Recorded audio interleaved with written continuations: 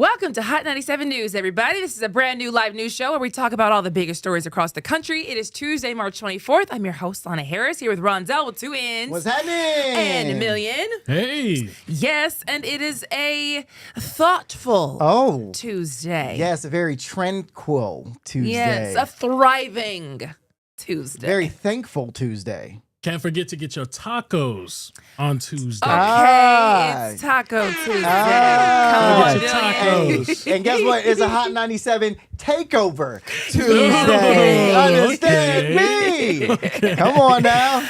Okay, so hope your day is going well so far. Okay, diving into the news. Trump said Iran is just about right where we want them.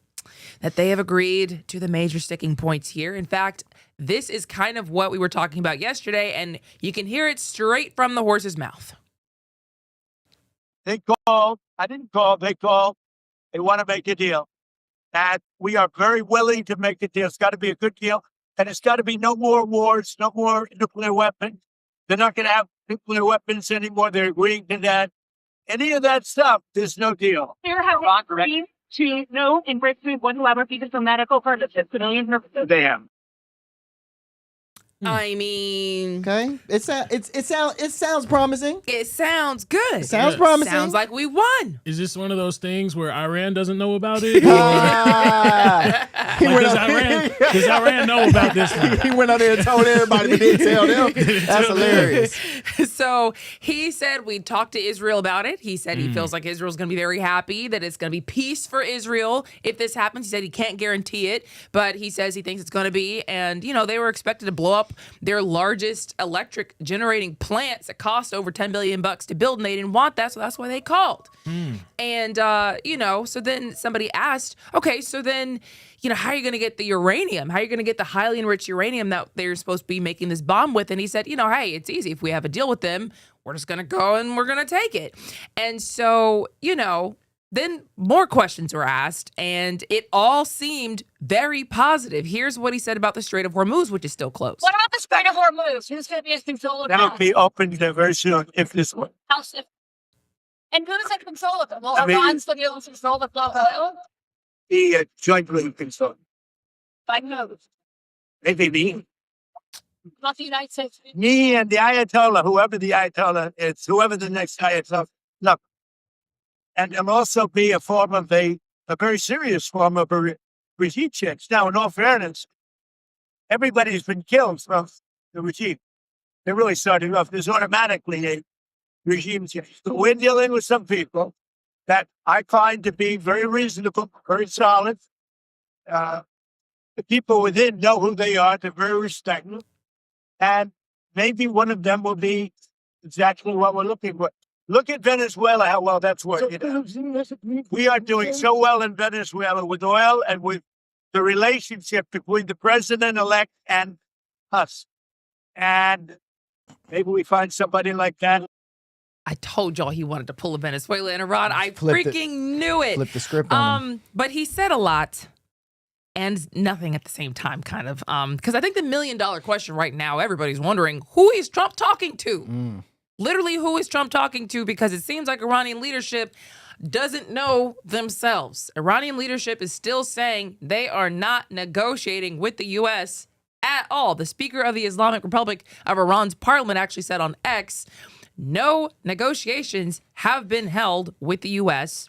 They say, we can pull up their X post real quick. Yep. They say that fake news is being used to manipulate the financial and oil markets and escape the quagmire in which the U.S. and Israel are trapped. Yesterday, I'd heard them say something to the effect of they feel like they're just saying this and putting this stuff out there as a cover so they can move military assets into place and, yeah, like impact the oil prices. Because oil prices, they did go down. Like things reacted positively to the idea that maybe this was all over. And then it shot back up when Iran said, we don't know who they talking to. But look, man, I just feel like there is a chance that Trump is talking to somebody. I mean, they did kill a lot of their leadership there. So there could be different factions at this point, all floating around and talking to different people. Maybe there is somebody there in Iran who is more sympathetic to ending all of this. But he won't say. He says, you know, he knows and they know and they're respected because they know. But like, y'all don't know and I'm not going to tell you. So I don't know who he's talking to.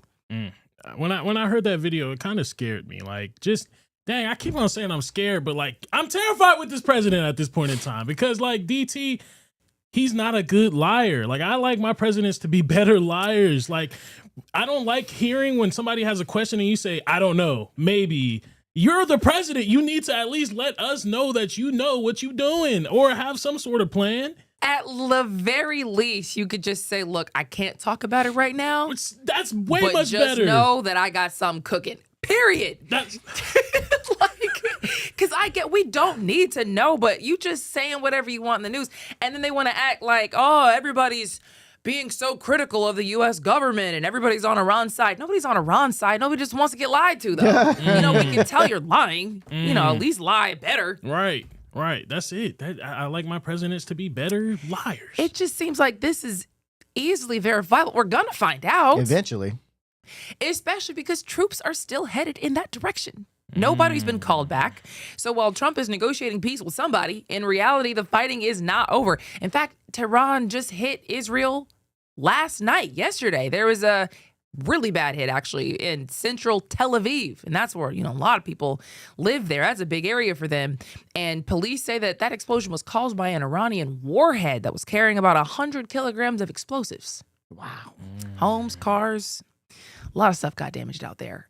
So I'm hoping that the people are okay. Again, the people, we've seen that they go into bomb shelters like it's nothing. We just, stroll up in there because that's just, we live like this. So hopefully, they're okay, but it doesn't seem like anything is stopped. I saw Central Command tweeting out video that they were also still hitting targets. So it doesn't look like peace to me, but what do I know? I don't know. Okay, so on that note, talking about the troops, I'm hearing that thousands of troops are being sent right now. So we've already talked about the 2,500 or so Marines that we were talking about the other day. Those are still on the way. And then another unit is also reportedly on the way. So that would bring the total of Marines to about 4,400 to 5,000 Marines. And then there's also reporting that they're considering sending in Army troops, like paratroopers, to go down. And I'm like, now, what are they going to do when the war is supposed to be over? So I think the quagmire that he is saying that the U.S. and Israel found themselves in, possibly at least, if I'm just speculating, but possibly is because they did threaten to hit Iran's energy infrastructure. And Iran immediately said, if you do this, we're hitting everything out here that's going to be as painful as possible. Also, oil infrastructure, along with desalination plants, along with IT infrastructure, it's all going down. Everybody's citizens are going to be screwed if y'all go down this route. And the deadline was Monday. So, of course, in Monday, Trump's like, all right, we'll give you 5 days because we're talking. And so, we're all just kind of watching to see what happens next. And it does seem like, yeah, they do have more moves kind of up their sleeves.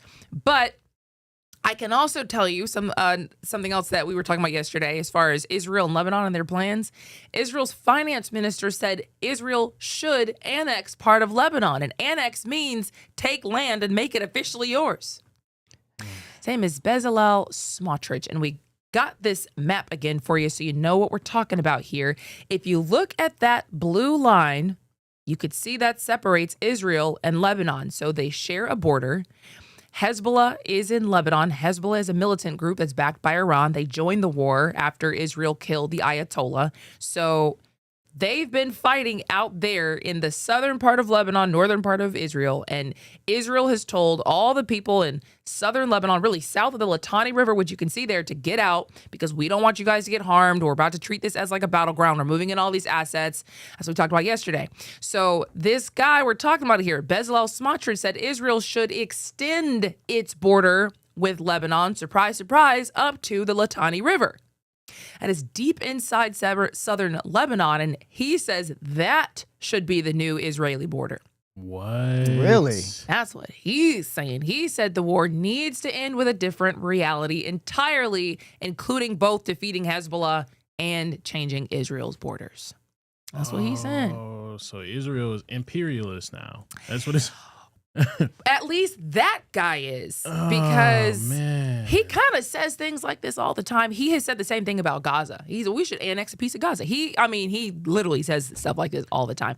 So I don't know if this is real. I don't know if that's something to be concerned about. I know that I looked into it, and Benjamin Netanyahu's office didn't comment on what he said, and the U.S. didn't seem to comment on what he said. So I don't know if the people are taking it seriously. But when you look at what's happening in the West Bank, they have that territory occupied, and Israelis have been moving themselves in a way where some people would consider that illegal. You're not just supposed to move in and take the territory, but they are. So now we're saying, oh, we should do this in Gaza. Oh, we should do this in Lebanon. Do you take them seriously or do you not? I don't know. Now, with them taking over this, what does that actually, I guess, mean? Like, what do they gain from them? I mean, you have a bigger piece of land, but what do you actually gain from taking over Lebanon? That little slither of whatever what do you gain from that as far as Israel goes? You know, it really depends on who you ask. I think for Israel, I really don't understand what they think they'll gain, specifically because even if you took this territory, unless you literally killed everybody in Hezbollah, you'd still have the same problem with Lebanon being right there in the border. Can you pull up the map again? You'd still have the same problem, just with a different border on it. Like, I'm still going to be sitting here in Lebanon firing at you potentially across the river. Like, the problem is Hezbollah not wanting them to be there. So I don't know what extending their border does for them, unless they also kill all of Hezbollah, which they plan to do. Yeah. But some people think, and some people have accused Israel of trying to expand and kind of take over a lot of the Middle East, the borders from the Bible we were talking about. Like, that's what Tucker Carlson was asking, I think Mike Huckabee, who's like an ambassador over there to Israel. What do you say about people who think this greater Israel project is a threat, where the idea is that they want to expand their borders and take over all this territory? And they've said, well, we don't want to do that. That's crazy. That's, you can't say stuff like this. We deserve to be here.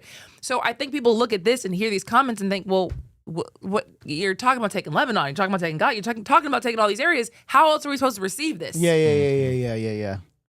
Okay. So I don't know. It's not official Israeli policy. Again, the office of Benjamin Netanyahu has not commented on that. I will say the defense minister, Israel Katz, did also previously warn that Lebanon could face loss of territory if they didn't disarm Hezbollah.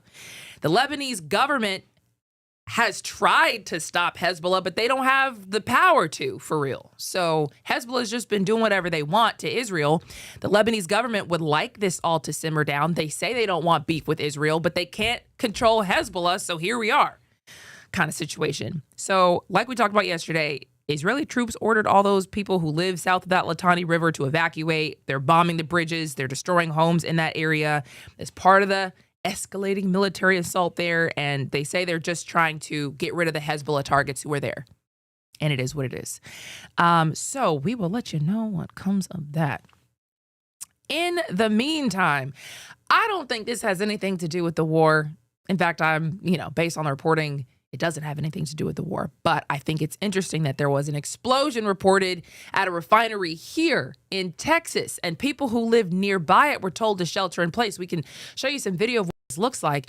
And I just think, like, what are the odds that while oil is a major conversation and stuff like this is happening across the world because of this conflict, what are the odds? Oil refinery goes up in flames right here in Texas.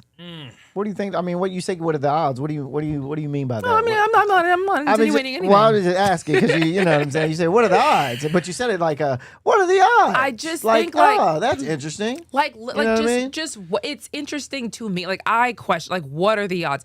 They have not given a confirmed reason for why this happened. The last I saw, early indications suggested it was an issue with an industrial heater unit. So something just happened, something non-nefarious. I think for me, we're just talking. Yeah, we're just talking here. Okay. We're all just friends. Yeah. We're all adults here. We're just talking. I think for me, when I see some of these terrorist attacks that have somebody say, like, property of Allah, I got a Quran in the car, I'm screaming Allahu Akbar, like, that seems so obvious. Very true. If I were to want to pull off a terrorist attack in a country, it would look a lot like this, where you don't know who did it. Yeah. If only because that's how, I'm just going off of TV and stuff like that. You see shows about the CIA, you see shows about the FBI, you see how they operate. And it's not like people will stand up and say, I'm in the CIA and I'm destroying your country right now. Sure. They happen covertly. So when I see stuff like this, I'm like, now... It was a heater. I hear you. No, I hear what you're saying. I'm not going to even disagree with what you're saying because it very much so could be that type of situation. We don't know. We will never know because it's very random. It's just very what are the odds? It's very random. It's very random for that just to magically, blow up.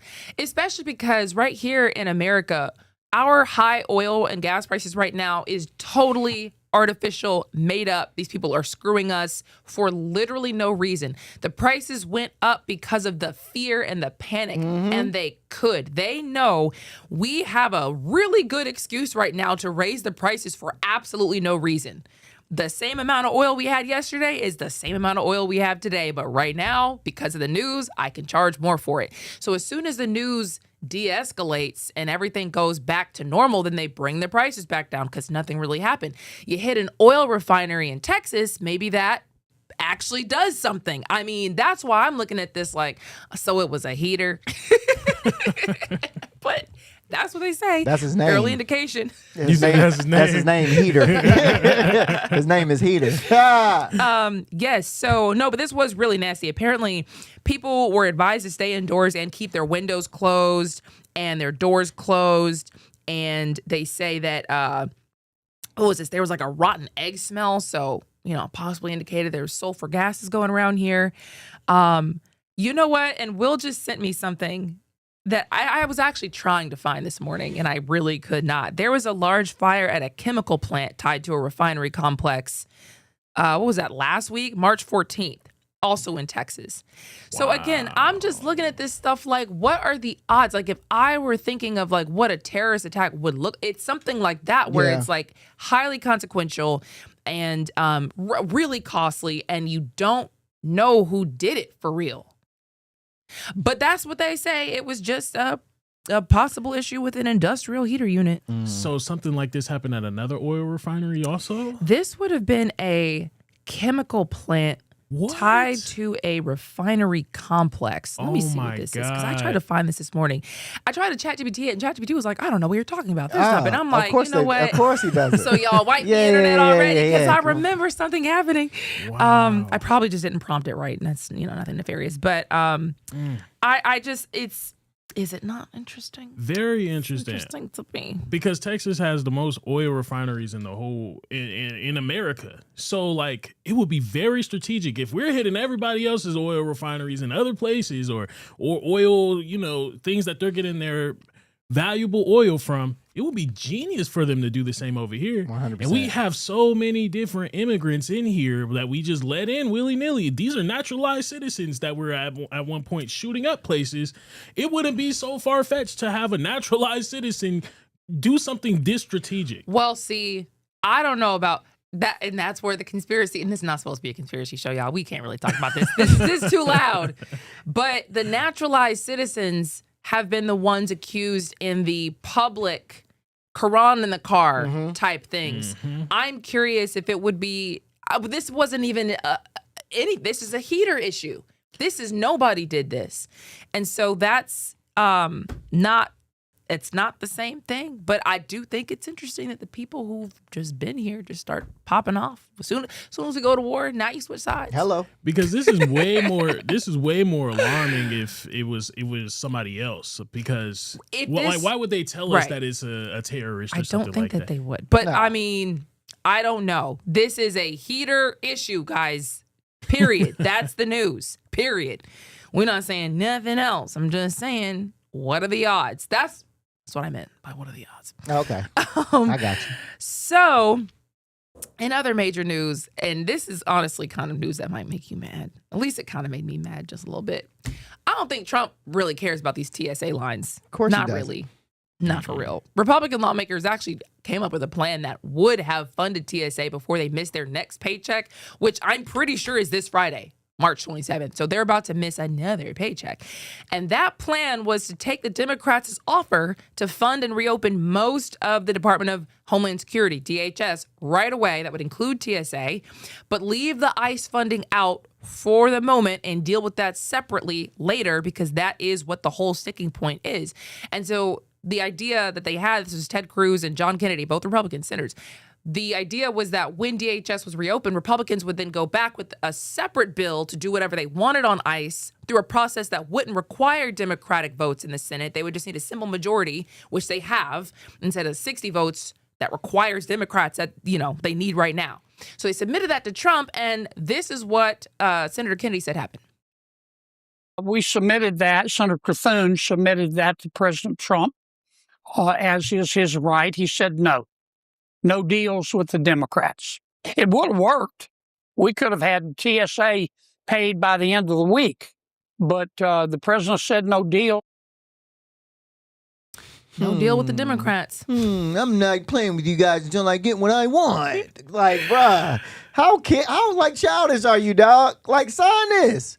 What are we talking about? He told y'all he considers Democrats the enemy. That's so crazy, So he bruh. said he's not doing any deal with them, even if it means paying y'all's TSA workers. That's why. Yeah, he don't care because he flies. He's got his Air Force One. Like, bruh, the rich people don't care about poor people, bruh. They paid the air traffic controllers so they can take Yes. off. We don't care about them lines. We don't care about That's we. y'all's problem. We not standing in them, so it don't matter to us. We not standing in them. So Trump says he would like any DHS deal, which includes the TSA funding, to be tied to the Save America Act, which is a completely separate bill. So senators are now trying to come up with a new compromise, but Trump doesn't seem like he's budging, even if they did come up with a compromise that the Democrats would like. So yesterday he talked about it again, and he told these lawmakers that they just need to work through Easter if they need to and do it for Jesus. What? That's what he said. Look at the quote.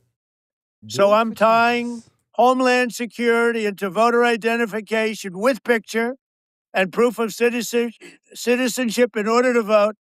And those two items are the most important thing having to do with Homeland Security. So it should be part of the Homeland Security bill. And I'm requesting that the Republican senators do that immediately. You don't have to take a fast vote. Don't worry about Easter going home. In fact, make this one for Jesus, okay? Make this one for Jesus. That's what I tell him. Love bringing Jesus into stuff. I hate, especially when you're doing dirt. Jesus, Don't bring him. Jesus ain't got nothing to do with this, and I'm pretty sure he don't like what you're doing. I'm pretty sure Jesus up there shaking his head like, God, dog. Yeah, bro, don't bring Jesus into this. Yeah, I don't. Jesus will want you to sign the thing so we can have TSA paid. Right, Jesus don't want to have his people suffer. He like don't this. want to have his people suffer You at know what all. I mean? But basically what Trump is saying is he doesn't want a DHS TSA funding fix by itself. He wants it linked to the SAVE Act, specifically the voter ID and the proof of citizenship bill. So, I mean, I don't know. I looked into the SAVE Act just so we were all on the same page. I'm like, what is in here that he just wants in so badly? And like, what is this really entailing? So the voter ID is pretty self-explanatory. You have to have an ID to vote. I don't even think that's a big deal. And honestly, when they say 80% of Americans agree, I think that's what they're talking about. The rest of the stuff is really kind of where the problem is. So the proof of citizenship required means that you would have to show documents like a passport or a birth certificate to register to vote. And people argue you shouldn't have to be able to have these documents to register, because what if you don't have them? That's a barrier to vote. Other people say this would make things more secure. We would definitely know who you were, and we would know that there was no cheating going on. Therein lies the problem. There's another one that says that anybody who, where are my notes? Let me go find some notes. I was looking at my notes on a little teleprompter. I was trying to get away from you guys. Yes. So this would also lead to it being, I don't know why these notes are. Yes. No more just checking a box. You couldn't just sign a form saying you're a citizen. You'd have actual proof to be necessary. And then anybody registering to vote would have to meet these proof of requirements. Did I not update these notes? Because I just said this. Give me 1 second. Oh, no, you're cool. So basically, it's just like we have to have a passport alongside with an ID to register to vote. which is self-explanatory. The in my ID opinion. wouldn't be enough, right? Yeah. That is, and that's sick. I mean, that's if we just calling a spade, it's like, dang, bro. I thought the ID It was enough. was more than enough. Was enough, bro. Because they made us change it to a real ID anyway, saying that your old ID wasn't a real ID, so now you need a real ID, but now the real ID isn't enough either. It all doesn't make any sense. Just bring your face. Bring your face to the vote with your face. That's what it sounds. God, dog, at this point. I found it. Sorry. Thank you. Mail-in voting would get tighter. So they would push to stop a universal vote by mail situation and require people to vote by mail and include a copy of their ID. It would get harder, I think, for different groups specifically, but there was going to be some flexibility for like the military and potentially some seniors. There were sticking points that were also about just administrative stuff that might have made it harder for the states to kind of pull this off, make the process lengthier. So the whole crux of the issue is, we're doing all this, we're tying it to TSA funding. The Democrats don't agree on a wide swath of this right now, but we can possibly get to an agreement on TSA. Why are we trying to muddy the water and add all this when we don't have TSA workers getting paid? Makes no sense. Yes. Makes no sense, bro. Makes no sense at the end of the day. That all this is stemming from this because they can't. Now, I would understand if it was like, we're running out of time. But yeah, like you said, it makes no sense. It makes no sense. Makes no sense. It makes no sense. Okay, so I do have some updates on the Cuba situation, and we will talk about that after the break.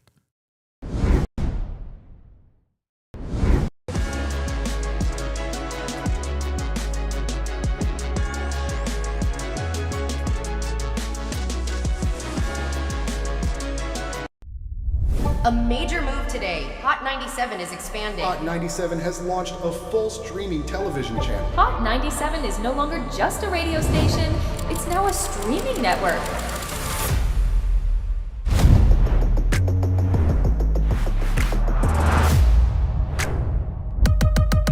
Welcome to Hot 97 News. Let's dive into the news because the news has been newsing. Hot 97 Mornings with Mero. We got Shiny Culture in the building. Leah Bell in the building. Good morning. And DJ Cass One. You know what it is. You know how I get down with the Funk Flex energy, baby. Let's get it, Flex. Nobody don't want no smoke. Wow, it got spicy real fast. Here for it all. We're here for it all. Let's go. Mariah Carey takeover. The people made it happen. Yeah. I'm coming around to all the classrooms and we turning up. Good morning, students. My name is Wale. Aren't you supposed to be in class? Wale, where are you supposed to be? Oh, man, you supposed to be in class, man.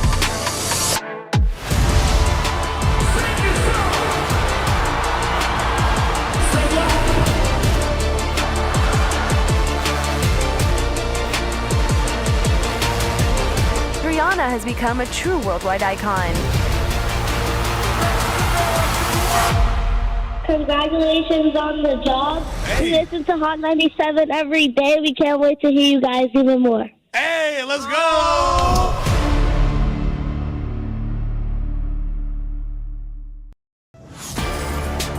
Get ready. The legend is on your screen. Funk Flex, the man who defines hip-hop, is bringing the heat from the radio booth to your TV. Where's my camera at?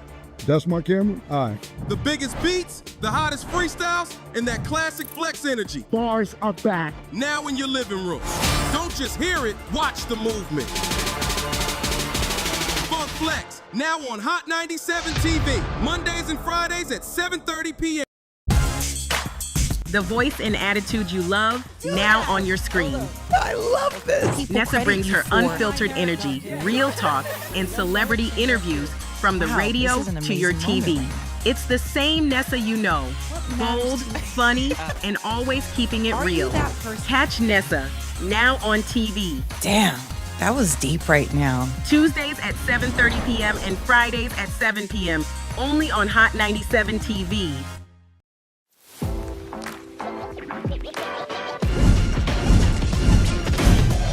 welcome to Hot 97 News Atlanta. We're here with Rondell with 2 N's. What it do? Give it up to you. And Million. Hey, the fact that this is a reality. Brand new live news show. I'm your host, Lana Harris. There is so much going on in this country and in this world. Civil unrest. Nobody's going to trust that. Any of this sounds, like I said, it sounds good. Yeah. It does sound beneficial.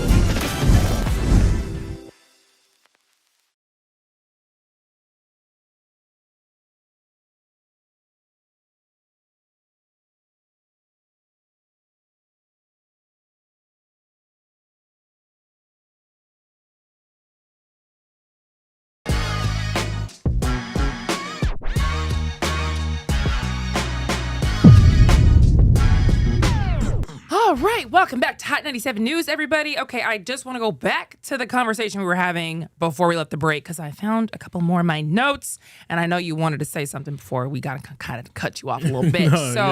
Just to let you know, so these rules would apply to new registrations, meaning anybody who registered to vote would have to meet these new proof requirements, and even changing your registration, like if you moved addresses, would require proof again. So you'd be potentially in a state of needing to constantly have access to this stuff. Or if you got married and you had a name change, it might be harder because you need your birth certificate. You'd have a different name than your birth certificate. People think that would create some barriers to people from being able to vote easily. It would make it harder for eligible voters as it's trying to make it harder for ineligible voters. So that's kind of what some of the criticisms are. Yeah. Still dumb. Just be careful, though. This is why I tell people the midterm elections are very pivotal. Why is somebody doing all this before the election comes up? He is really trying anything in his power to keep majority rule. And you see what he's been doing, getting us into wars, getting us into all types of things. It's like, do y'all want to continue this? If not, you got to go out there and vote. I would even I talked to my girl the other day. She said, look, we need to go get our passports just in case. Right. At this point in time, just in case they do actually pass this bill. But when I was looking at it, a couple of analysts were saying that it's probably not even going to pass for real. And if it doesn't, we don't pay TSA workers ever again? But you know how he was trying to hold it all the way to like November or something like that? We got company coming in June. What if TSA isn't operating during the World Cup? What? Yeah. What's gonna happen? Yeah. What is gonna happen? I didn't even think about that. You can't make us look that bad, bro. You can't make us look that ghetto in front of the whole entire world. That is crazy.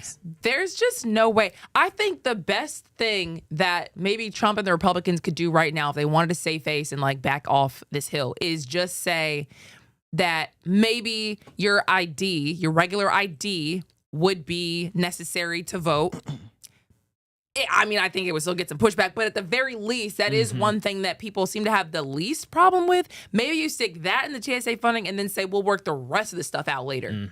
I don't think you could get away with trying to put all this stuff in there. Because Trump had also said he wanted, like, gender-related stuff in the Save America Act. Remember that whole long list we read yesterday? Yeah. I don't see that as being a part of what he said he wants to be in the TSA, DHS stuff. He just mentioned the voter ID and the birth certificate stuff. So I'm hoping that's all he has in there, or else it'll never pass. Yeah, I feel like Trump is starting to see his own demise. He's starting to see his own his own regime crumble because he's doing all this stuff. But also he has to realize, bro, the people that you want to vote for you, these Republicans, these, predominantly white people, a lot of them ain't got what you asking for. I hate to break it to you. A lot of them don't got passports. Half of them don't even know what their birth certificate is. You know what I'm saying? So it's so funny when people go, hey man, I'm a Trump supporter and I'm this and I'm that. He's like, dog, he don't like you, bruh. You know what I'm saying? He doesn't want you to vote for him, dog. He wants really rich people to vote for him. So it's very weird how this is going to play out. In my opinion, I think that Trump is finally seeing like, oh snap, I am losing my people. I am really losing my people. So let me figure out a way to get like, no, you gotta have this to do this. You gotta have that to do this. Make sure you vote for me. I see it. I see him losing.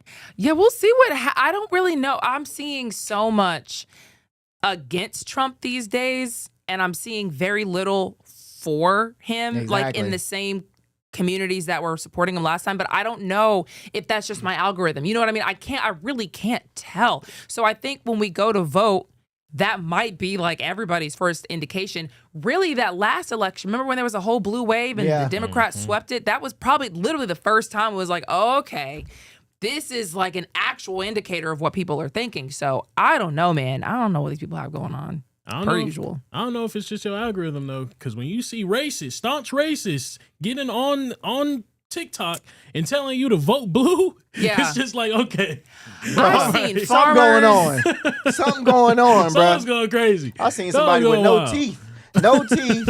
I'm saying, I knew they voted for Trump in the past. And they were like, I ain't voting for him no more. I'm never voting for Trump again. Better. And I was like, oh, he's lost them. Yeah. Oh, he's lost them. Oh, man. Yeah. So we'll see what happens. Okay. Cuba, which we teased before the break. So Cuba might be trying to get back in America's good graces. There's an official who just floated paying Americans back for the property they seized decades ago. This is something some people have been waiting for a very long time. So Deputy Foreign Minister Carlos Fernandez de Casio is the one who suggested this. And the idea here is that Cuba could offer compensation to Americans and U.S. companies whose properties were seized after the 1959 revolution. And we, I can give you a little history lesson because I looked it up. Go ahead. Make sure everybody's on the same page. We're listening. Yes. After Cuba's 1959 revolution, the new government took over people's land, their homes, their businesses, all the stuff that was owned in part by American companies and some U.S. citizens. And they did it because they were going to be a communist government. They wanted to control all the major industries and redistribute the wealth. They saw foreign-owned property, especially American, as just part of the old system that they were trying to replace. I'm taking all the wealth and I'm redistributing it. There's too many rich people. Too many people have a lot of the assets out here. I'm taking it all. I'm redistributing it. That's what they did. So the idea here is reportedly to give a lump sum compensation package for American claimants, people who were here in America, American citizens who claim you took my stuff. And I want it back. This is the beef with Cuba right now. And for a lot of people, why the communist government got all the flack they did is because they literally took people's stuff and didn't pay them for it. So that's what the main beef was. And then we say, oh, they're communists. This is terrible. Yeah, it was terrible for the people who had their land seized, their businesses seized, all that kind of stuff. So that's why he's saying maybe we right that historical wrong. And the plan would reportedly cover Americans who were U.S. citizens when their property was taken. It would likely leave out people who were Cuban at the time and later became U.S. citizens, and they, of course, have a problem with it. But at the same time, do we really care if you were Cuban at the time? Or do we care as Americans about the Americans who were impacted at the time? I don't know. So the land in Cuba was like primarily owned by like rich people, and they were primarily owned by companies, right? It's like similar to where like here, yeah, like just U.S. Americans and American companies owned a lot of things, and so did Cubans. Rich people are about to get reparations before black people do. That is crazy. That is crazy. That's literally what I heard. They're about to get reparations. That's wild. What is going on here? But some people don't even like this idea. They say it's ridiculous. They think that they're just really trying to get the U.S. to lift the embargo on them. The embargo is the restrictions that are on them that limits the trade, limits the business, limits all the financial dealings. And it's like, well, duh.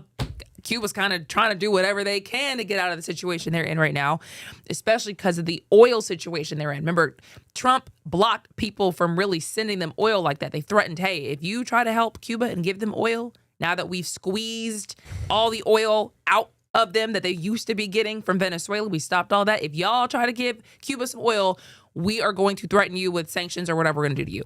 And so Cuba is suffering right now. So I think they're just trying to figure out, all right, what can we do? What can we talk about? Because there's also conversation about a regime change, and they're saying the regime ain't changing here. They're saying like our political system and how we operate, that's not part of the conversation. We're not talking to you about that. So this is one of the ideas that they floated. What if we just give you money in a lump sum, just payment to whoever feels like they're owed something, and then we just, call a spade a spade? What? And I was thinking, if that's all it takes, you know how mad I would be that all this was just so rich people can get some money back for some stuff that they were. Because what about we? They're about to take the black people. That's real. That's real. And I guarantee when these rich people get their wealth and their reparations, they about to flip it. Oh, for sure. Oh, they about to flip it 10 flips, 20 flips. They about to go crazy for with sure. it. And then they might even just break off a little change for the Cubans that work for them. But it's going to be crazy, bro. Resorts coming to a Cuba near you. I just, yeah, the fact that we're doing all this just for some business deals. Because, you know, the U.S. saved a lot of money getting free labor out of black people. There could be some reparations for the money that was saved. But y'all don't hear me. I don't know how much money they did save out of doing that. Go ahead, keep talking. I'm gonna look that up. Okay. So here's what I thought was interesting, because it's not really getting a lot of attention right now. There was an interview that NBC did with Cuba's deputy foreign minister. And I'm gonna say this right now because I don't want us to be looked at as a show that's just like, you know, supporting one way or another. I'm just telling you the news. I thought it was interesting because you don't really hear from Cuba like that and Cuban officials like that beyond Cuba sucks, Cuba's oppressing their people, Cuba's people are all poor, Cuba has their people who are just like downtrodden and depressed, and that's what we hear of Cuba here. You hear Cubans talk about Cuba, and Cubans say their land is like that. Like, that's who verifies it. It's not like it's just the U.S. saying it.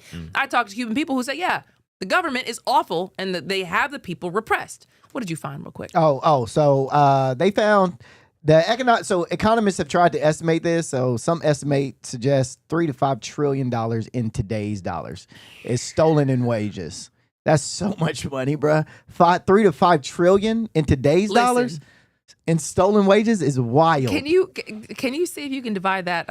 How many black people? I got you. What would that divvy up to? How many black people are in the U.S.? And what would that divide up to? Because, you know, they do a census. Shouldn't be that hard to find. They sure do.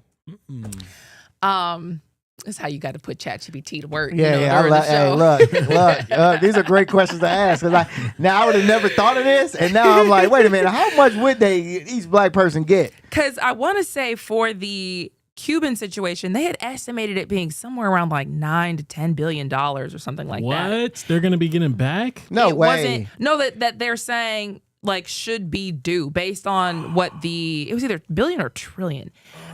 Based on what would be due, I couldn't imagine it'd be trillion. Trillion is crazy. Trillion is crazy. Trillion would be crazy. Let but me see billion here. is even crazier too, because again, this is going back to what companies? It is 10 billion. Americans and American companies. Americans and American companies, and it's not. I don't know Americans that own land in Cuba. Do Not you? only that, the people were mad because they're like, "What about Cubans who became Americans? Right. What about us, man? Get in line." Get in line. Crazy. That was y'all's government. Y'all's government did this. We don't know nothing about it. Okay, so about 47 million black people in the United States. Divided that up, that's about $106,000 per person. I'll take it. Yeah. 106,000? But that's interest though. No. I need interest on that. I like the way you think. I do like the way you think. All right, don't stop there. We need interest. All right. Okay, okay, all right. Leave it there. I'll take the 100. I'm thinking interest too now.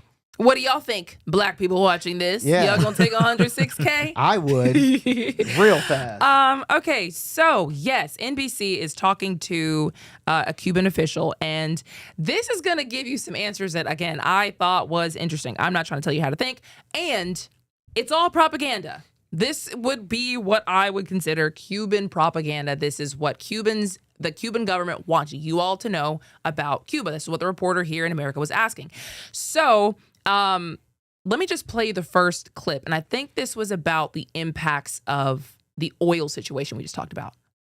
Yesterday, we published 96,000 Cubans are waiting for surgery as a result of lack of fuel and lack of energy. Among them, 11,000 children. So I would think that the American people, the people in the United States, would feel, why does our government treat the whole population of Cuba in this way? And I hope that the people of the United States would understand that it's not correct to treat another nation the way the U.S. is doing it, simply to try to achieve political goals, because that is what's behind the approach of the United States. So again, he's saying, and actually what he said right before that, he said, I hope that clear minds prevail in the United States and they come to a conclusion that it's, in his words, quite nasty to treat the whole population of a country like the United States is treating Cuba right now, with them kind of starving them of oil. He's talking directly to the American people. That's why I'm like, oh, Trump would not like this probably, because you're another country talking to the people like, you gonna let your people do this? That's, but he does make a good point in that it's not legal. I'm like 90% sure collective punishment is like, it's not, if it's not legal, it's definitely frowned upon because that's to say, again, we're not just hitting your economic targets. We're not hitting your military targets. We're literally like just all y'all gonna suffer so that we can do whatever we want politically. That's not supposed to happen. Okay. So then they went on and she asks, look, the U.S. at this point believes that Cuba is now going to collapse on its own. And she asks, is it in a state of collapse? And this was his answer. What does on its own mean when it's being forced by the United States? It's a very bizarre statement. And it's claimed by most U.S. politicians repeatedly that Cuba will collapse on its own. Then why does the U.S. government need to employ so many resources, so much political capital, so many human resources to try to destroy the economy of another country? Evidently, it implies that the country does not have the characteristics to collapse on its own. It's not a bad point. I see where you're saying it's all propaganda, though, too, because, I mean, a lot of times when you do hear these analysts talk about Cuba and how it's collapsing on its own, it's mainly because they claim that, communism isn't working. It's a system that doesn't work. So it could be propaganda, him saying that, oh, it's America doing this. It's not our system that we've had in play. But then again, what if it was just y'all and your system that you had in place? So I see what you mean by the propaganda. You would literally never know. You would never know because of the embargoes we've had, which means we're limiting their trade. We're limiting their financial capabilities. Now we're starving the country of oil, like on purpose. Like, it's not a secret. Yeah. So how can we say, you guys are about to just fall on your own? No, we fell because of a series of steps that have been happening for a couple of decades to call a spade. And you guys say it's because of socialism and communism, to where I would say, maybe the people have a point, is that America is the superpower. You guys are leadership. In Cuban leadership, do you have an obligation to your people to just kind of bow to the superpower to do what's best for your people? You're not the strongest.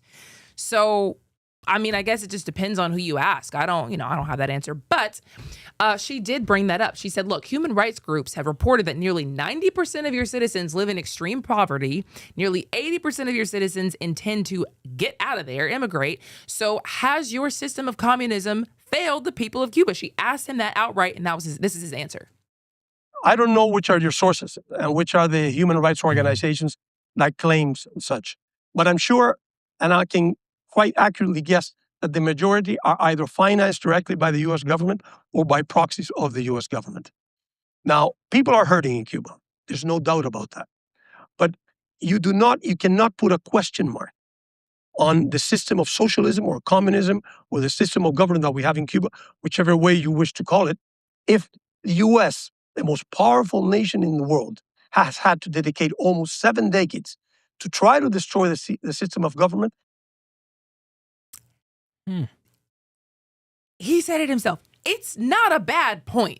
They really don't know how it would have worked without all that pressure.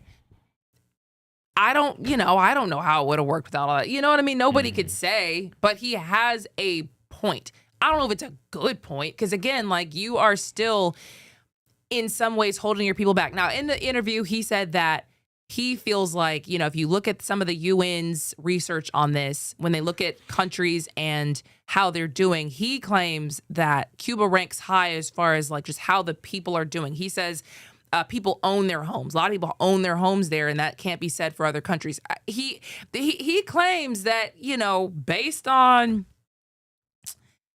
on how they live, Cuban people in Cuba don't really hate it like that. I don't know if that's true or not, but I also just, again, like I've been questioning this whole time, why aren't the people rising up right now? The U.S. has all this pressure on them. They're now being starved of oil. At this point, if I hated my government, this is when I'm going hard. Yeah. You know what I mean? Because I got the power of the United States behind me. Why isn't that happening yet? And I don't know, do Cubans not have guns? Is it the same as Iran? Can somebody look that up? Because why wouldn't they, if they hate their oppressive government so badly, why are they not? But then we see a rising video up? of them with all the fire. It didn't look like they had guns. It looked like they just had a bunch of fire and stuff like that. We saw a video of like a handful of people protesting like one night. True. They've been at this for weeks. True. I think since like the end of January, they put this oil. You would think I would have been cut my power off. Yeah. Prevent me from cooking, prevent me from getting on transportation, make gas prices high. I'm protesting to somebody. For sure. The fact that they haven't had like just constant pressure is very confusing to me. Yeah, well, in Cuba, guns are very tightly controlled by the government. Civilians can't freely own firearms.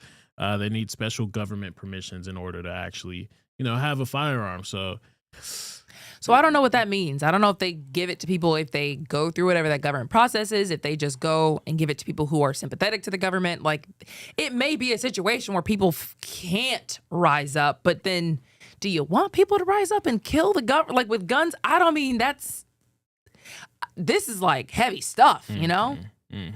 Most legal guns are held by military, police, government-approved groups. Yeah. That's what it says. So people probably who are sympathetic to the government, they're just not going to give a gun to people who probably don't like the government. Right. So they probably also have a similar problem in that if I wanted to rise up for real, I couldn't. So I don't know. That's kind of wild. But I mean, look, they almost brought the what over there. I mean, all them guns and stuff to the shore. So it possibly could have happened. It possibly could have happened, and they said we don't know anything about this. We didn't do that. That wasn't anybody that, you know what I mean. It seemed like it was a potential terrorist plot. That's what they called it. Yeah. But at the same time, if you need guns to do an uprising, and the people want to do an uprising, and they don't have guns. I mean, to Cuba, it's a terrorist plot. To the U.S., it might be a freedom plot, you know? Hey, hands up in the air on that one. Could have been. We just here talking to y'all. We don't know. Hands up in the air on that one, bro, because you really don't know. And it's like, ooh, yeah. Yeah, so they also talked about the fact that, Venezuela was talking big stuff too, and we saw what happened to them. You better stop playing, So bro. he was like, look, we're prepared for war. We're prepared to do whatever, we need to do. But, so is Venezuela. And, And Cuba, y'all, is not even nowhere near as big as Venezuela. So, like. Shoot, they were getting oil from Venezuela. Yeah, like, bro, you don't talk war talk. Look, I really try to be nice. Like, just be like, hey, you guys don't talk war talk with us, bro. Yeah, it's not. Yes, you ain't about that. Sounding awfully like me. No. But here's the thing, though. I am. But I'm also stating that I'm just like literally calling spade a spade. You shouldn't do that. You know what I mean? That country probably not. Okay, so we also have one of the most confusing stories you're gonna hear in a very long time.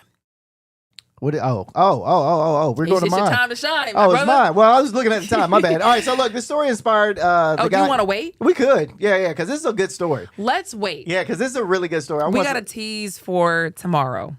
It's a very interesting crime story. So what do you want to do? You want to talk about the other one instead? Yeah, let's talk about the other one. Okay, I think that's what, on OnlyFans? You want to talk about? Now, OnlyFans, they had a creator. It's a creator, right? He's the owner. The owner of OnlyFans, he's no longer with us. No, he passed. He passed. Passed of cancer. Didn't even know. It's a secret cancer. Nobody even knew about this. So Leonid Revetsky, I think that's how you say his name, the billionaire owner of OnlyFans, has passed away at just 43 years old after a battle with cancer. And while the platform is known worldwide, the man behind it almost stayed completely out of the spotlight. I didn't even know what he looked like. Me either. Nobody know what he looked like. This is the first time I've ever seen him. Revetsky bought OnlyFans' parent company, Phoenix International, back in 2018 from founder Tim Stokely, and the move changed everything. What was once the smaller subscription platform turned into a global phenomenon with over 300 million users. Now, I just want to make this clear. OnlyFans, when it first came out, was not what it is today. True. Okay? It was a content platform created for people to make content. Now, people do still make content, just not what it was created for. Okay, that's all I'm trying to say. So, he took the company revenue to $1.1 billion. All right, billions paid out to creators in a system where the platform takes 20% of the cut while creators keep the rest. Ooh. But here's the wild part. Despite building one of the most talked about platforms in the world, Ravinsky stayed almost invisible. Rare interviews, very little public presence, and most people using the app probably couldn't even pick him out of a lineup. Now, his death raises big questions about what happens next, because I asked this question. His ownership stake is held in a trust, and there were already reports that OnlyFans were exploring a multi-billion-dollar sale. Dude only been dead a few days. They already talking That's about so they right. are already talking about selling. Ain't even cold. Selling the company. But OnlyFans is projected, 10, $15 billion, bruh. Like it's a very expensive company.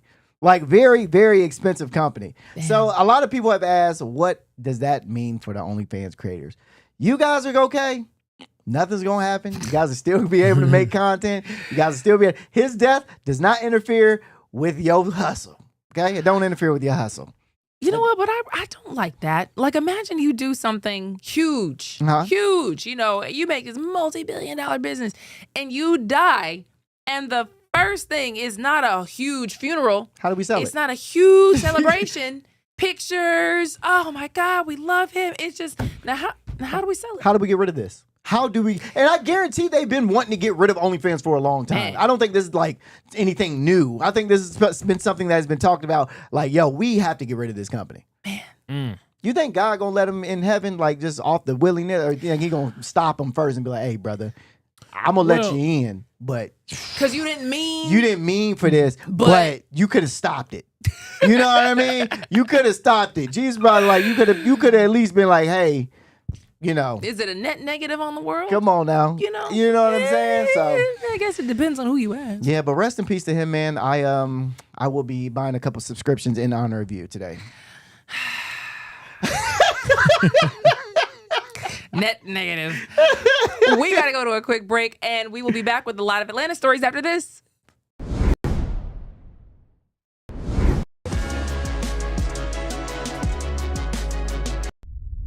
A major move today. Hot 97 is expanding. Hot 97 has launched a full streaming television channel. Hot 97 is no longer just a radio station, it's now a streaming network.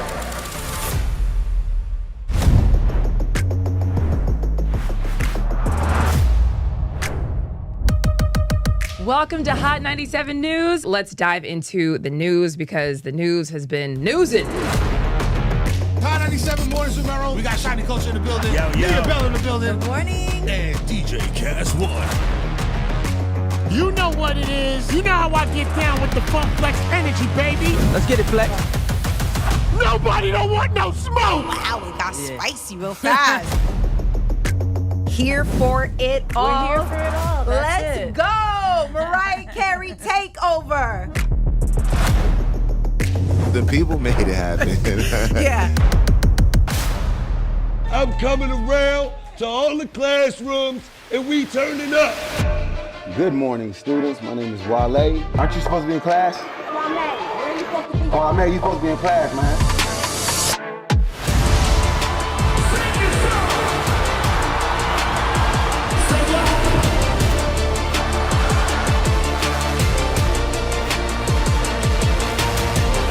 Rihanna has become a true worldwide icon. Congratulations on the job. We listen to Hot 97 every day. We can't wait to hear you guys even more. Hey, let's go!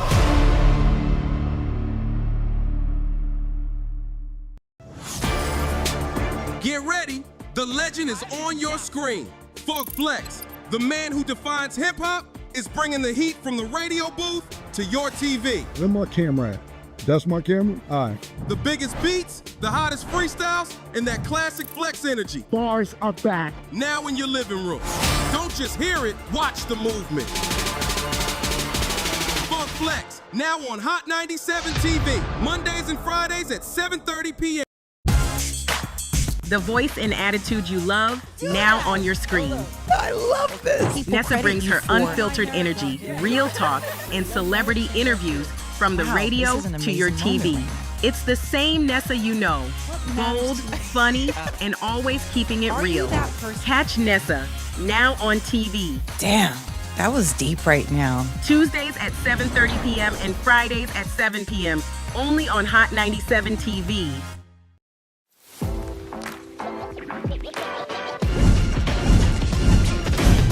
Welcome to Hot 97 News Atlanta. We're here with Rondell with 2 N's. What it do? Give it up to you. And Million. Hey, the fact that this is a reality. Brand new live news show. I'm your host, Lana Harris. There is so much going on in this country and in this world. Civil unrest. Nobody's going to trust that. Any of this sounds, like I said, it sounds good. Yeah. It does sound beneficial.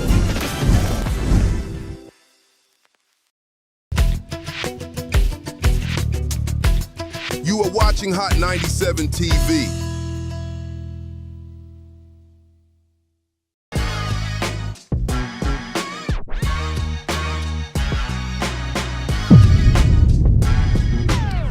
Welcome to Hot 97 News Atlanta, everybody. This is a brand new live news show where we talk about all the biggest stories across the city. It is Tuesday, March 24th. I'm your host, Lana Harris, here with Rondell with 2 N's. What's up? And Million. Hey. Yes, and I hope you're having a tip-top Tuesday. I hope you're having a turned-up Tuesday. Amen. You know what I'm saying? A tolerable Tuesday. Okay, a top-tier Tuesday. Oh, come on. Hey, I'm reading them, okay? I'm reading them. Yeah, they're not coming off the head. They're not coming off the head. So did I. You ain't gonna get me. I said I'm gonna come prepared today, boy. Oh, man. Million, would you like to add any? Taco Tuesday. Now we look down on him when we got the notes up. Oh, that's funny, bro. Okay, so we start off the news with an update, and the update is a sad story, but I remember we didn't really understand what happened last time. So this had to do with that 4-year-old who was stabbed to death, and that was the one where one parent or one person was standing outside with the baby, and then the man was inside the apartment with the 4-year-old, and there was a stabbing. So what happened? Yeah, so if you don't remember, a 4-year-old girl named Zuri Dixon was stabbed during a domestic dispute. So inside of the apartment in Southwest Atlanta, this is where it actually took place. And Zuri Dixon later passed away in the hospital once the police came and got her. The police say when they arrived, the doors was closed to the apartment, so they had to end up climbing in through a window to get inside. And inside, they seen a man holding Zuri, the 4-year-old girl. Now, it's been released now. They didn't want to, give out any names or anything like that, but it was the father. It was the father that was holding the child at the time. He had stab wounds on himself also, but the baby, unfortunately, she had stab wounds too. So the police have identified him as Rashad Dixon. That's him right there. He has been arrested, booked into jail, and right now he's facing charges with murder, child cruelty, and false imprisonment. False imprisonment, of course, being that he, locked the door, or the door was locked by the time that the police officers tried to get inside. And the mother, Jazuri Rouse, was the lady that was outside with the baby. So they held a vigil for the little girl recently, and she basically was the mother was basically just talking about how hard it was losing a child, her firstborn girl, and she also went on to talk about her story and how her story may be able to help other people in the community too. I remember when we talked about this the first time, I was like, please God, don't let it be one of us. Don't let it be our community. And something just told me it was, and unfortunately, I was proven wrong. And he's could be innocent based on the fact that it's not gone through court yet. He hasn't pleaded guilty or anything like that. So, but police are saying that he was responsible. I think that is confusing. Still confusing. Because why were you also stabbed? Did he stab himself? Right. So there's a couple of things they still have not released yet, like a official explanation. They still don't know how the stabbing happened, what led up to it, what was the incident that led up to it, and then they still don't know exactly, like y'all said, how he even got the stab wounds on himself. But I mean, if you go based off what online speculation was saying, and a couple of witnesses were saying, you know, a lot of witnesses from a couple of the reports that I was seeing was basically saying that it was arguing going on. You know, some people even was saying that the couple they've kind of done this, but in the past, not like something this drastic, but they've argued in the past or something like that. And it's just like, man, domestic disputes is like really terrible. I mean, I even looked it up. Data shows domestic violence impacts every community, but Black women are disproportionately affected, with higher rates of abuse and intimate partner homicide, according to the CDC and DOJ data. So this is you just became a statistic, and it's like, so, but they were both suffering from multiple stab wounds, both the man and the 4-year-old. The 4-year-old. Multiple. That means he stabbed himself multiple times? It could have either been he stabbed himself, or maybe the mother had stabbed him, but she's not arrested for anything. Right. So maybe he did try and stab himself. If it's in self-defense and they can prove that, or they've already, you know, assessed that. I seen online, I don't know how these people came up with this. The ongoing theory is that he got really upset. He took the child into the room and did what he did, and may have stabbed himself on accident, or multiple times, or stabbed himself afterwards, something like that. You know, it like I said, it's still kind of gray space. It's gray area. I wonder if there's a world where, like, what if he? Because what were his charges again? He has child cruelty charges, murder, and false imprisonment. So then he's accused of killing the child. So then what if he tried to stab her, or did, according to police, stab her? And then the mom stabbed and then like ran with the baby out, like maybe, and then that was self-defense, or that was like, boy, what a mess. Yeah. It's just, man, it's just alarming. Man. Yeah, man. It's alarming. I think people in our community, we need to step up. Black men in our community, we need to step up. Amen, black men. Go to therapy, bro. It's never worth it. Also leave, bro. Just therapy's not the only answer. You could leave too. You know what I'm saying? You can bounce. It is very hard to leave now. It's very hard to leave. But if it's taking it like to this point, I'd rather you leave at that point.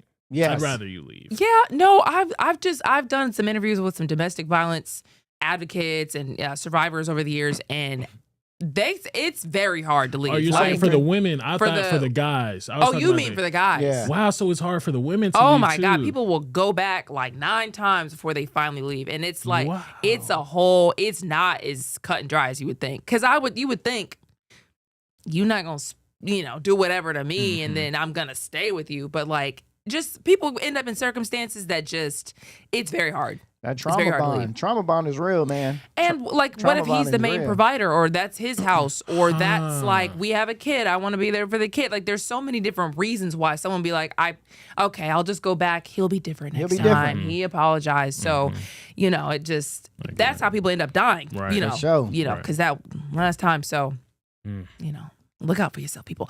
In the meantime, DeKalb's most wanted fugitive was just found in Alabama. Yep, a man named Brian Tripp was on trial in DeKalb County, Georgia, for serious crimes like kidnapping and gang activity. That's where it started, right? The courts in 2025 decided to let this man out on bond, though. He had serious charges, kidnapping, gang activity. This man was facing life in prison.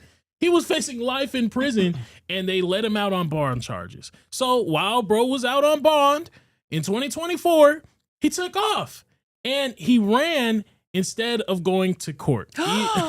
He did? Wow, who would have thought that somebody would do something like that? Gosh. You're facing life in prison. I'm out of here. I'm out of here. I'm out of here. Bond? I'm going farther than Alabama, though. I'm not stopping at Facts. Alabama. Facts. I'm going straight to Mexico, bro. Yeah. Straight to Mexico. Weird place to stop. Really weird place to stop. Yeah. But even though he disappeared, the trial kept on going because in Georgia they're allowed to do that, and the jury found him guilty. So the judge sentenced him to life in prison plus 65 years. Dang. And while Tripp was on the run, police say he got involved in another case.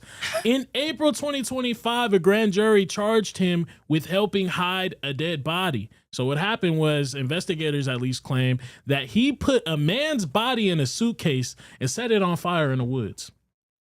This man is a menace. a straight menace, bro. Yeah, a straight menace. He should have bounced, bro. Bro, and especially if you know you're like this, if you know you about this life, why are you not going farther than?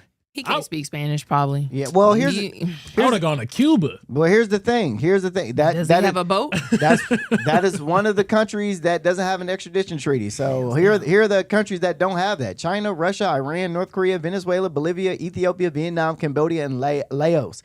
So those are the ones where you won't get extradited back to America. Yeah. So those are the countries that you won't get extradited back to America. Now, let's break this down. You ain't going to China. You ain't going to Russia. You ain't going to Iran. You ain't going to North Korea. You ain't going to Cuba.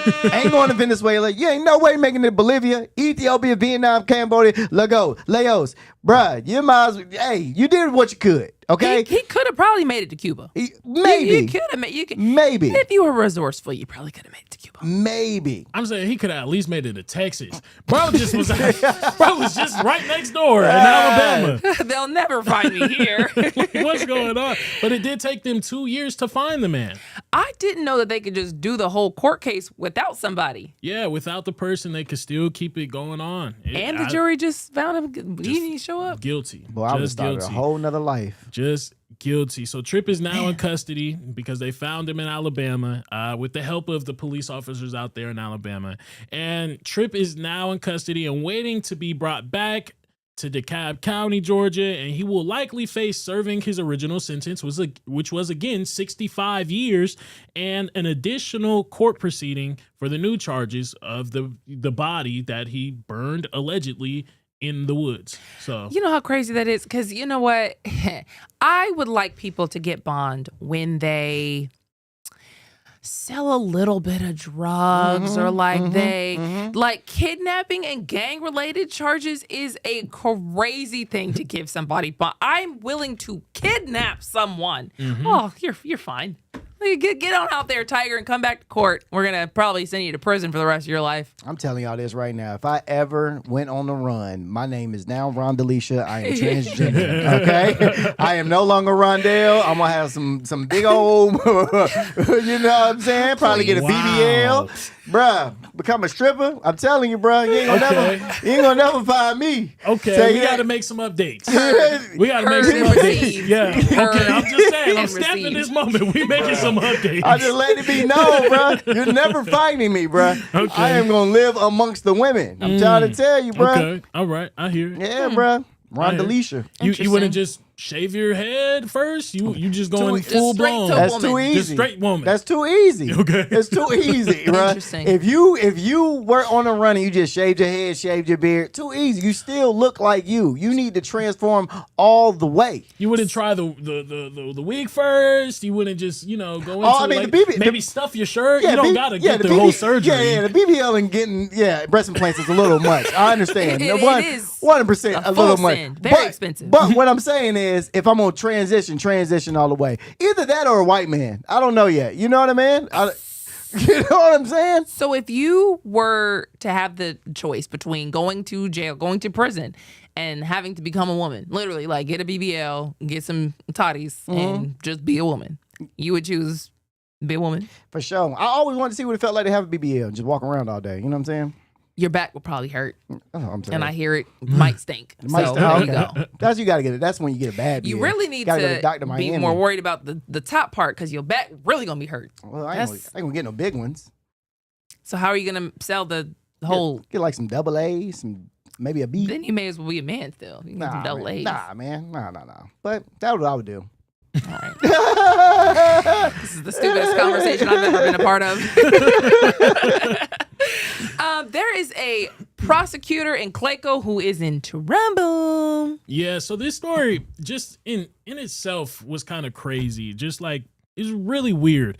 So it all started from this one case. A woman named Hannah Payne, that's her right there. She, back in 2019, she saw a car crash happen, right?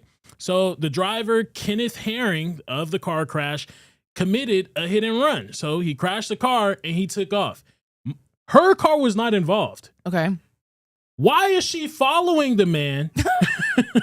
She decides to follow the man and basically play Captain Batman. I was going to say Sava. But she decides to follow the man. And basically what she ends up doing is once she catches up to him, she stops him. She puts her car in front of his car, and then she gets out. When she gets out, she goes to the man. There's an altercation that happens, and it ends in her shooting and killing the man that was in the hit and run. Look at you.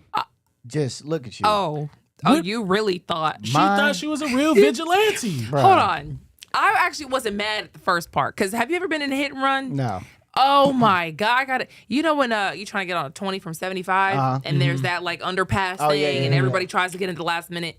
So I was past the point where people should be trying to get in. I was already within the little underpass thing. There's a wall beside me.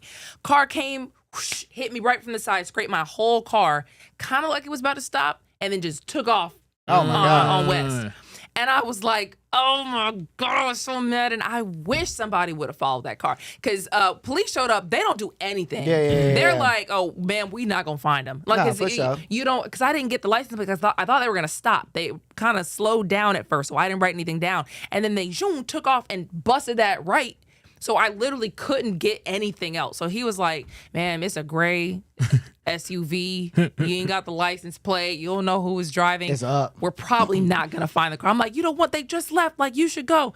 They don't do anything here. Is it serious enough to shoot somebody? No. So I wish somebody would have followed. Shooting is crazy, ma'am. Crazy. Is this accused or is this? No, this is what actually happened. This is she was actually found guilty for it back in 2023. She was guilty for murder, assault. What? Hold on. She was guilty for murder, assault, and false imprisonment again.